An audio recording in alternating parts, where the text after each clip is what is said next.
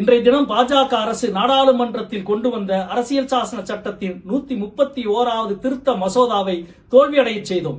இது ஒரு மசோதாவின் தோல்வி அல்ல, இந்திய ஜனநாயகத்தின் வெற்றி.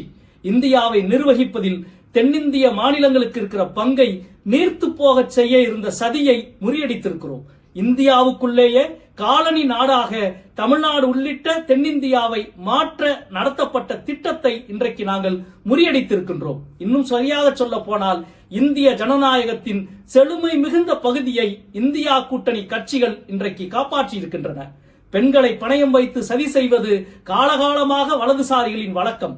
அப்படித்தான் பெண்களுக்கான இடஒதுக்கீடு என்ற பெயரில் இந்திய ஜனநாயகத்தை தனக்கு இசைந்தபடி மாற்ற நடந்த சதி திட்டத்தை இன்றைக்கு நாங்கள் முறியடித்திருக்கின்றோம்.